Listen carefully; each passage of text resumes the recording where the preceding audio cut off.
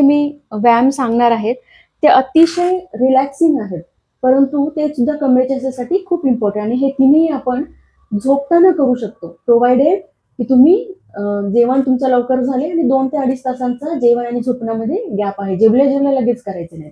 आपले दोन्ही जे हात आहेत ते खांद्याच्या रेषेमध्ये असे आडवे न्यायचे आहेत.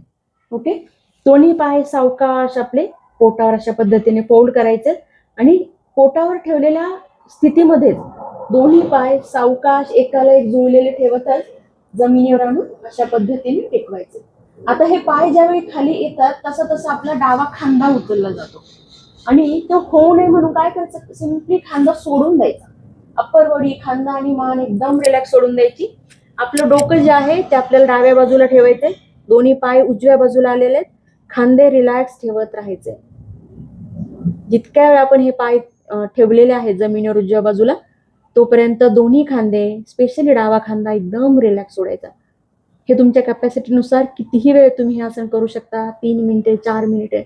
त्यानंतर पुन्हा सावकाश हे 2 पाय मध्ये आणायचे आणि सेम वे हे दोन्ही पाय आता जातील डाव्या बाजूला आणि उजवा खांदा अतिशय रिलॅक्स ठेवत, मला खांदा जमिनीपासून वर उचलला नाही पाहिजे, पण त्याच्यासाठी तो दाबायचा नाही, तो रिलॅक्स सोडला की आपोआप जमिनीवर जाईल.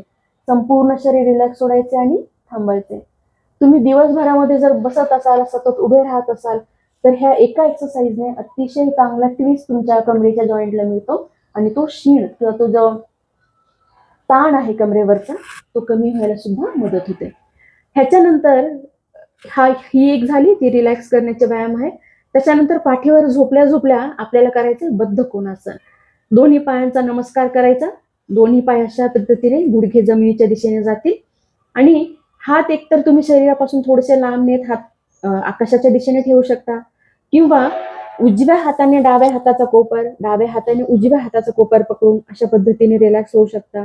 किंवा बरेचदा काय होतं की दोन्ही गुडघे ज्यावेळी आपण हे रिलॅक्स करतो या आसनामध्ये असताना आपल्याला हे मांडीचे, कमरेचे आणि गुडघ्याचे स्नायू एकदम रिलॅक्स सोडून द्यायचे, ते असे आखडून नाही ठेवायचे.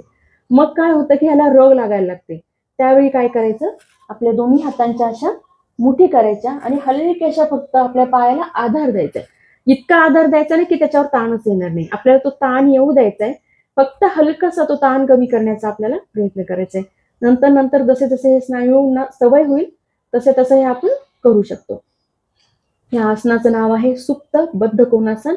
हे पण तुम्ही कितीही वेळ करू शकता आणि अतिशय पेल्विक जॉईंटला, ओटीपोटाला, ह्या ग्रॉइनच्या रिजनला, तुमच्या अतिशय महत्वाचं हिप जॉईंटला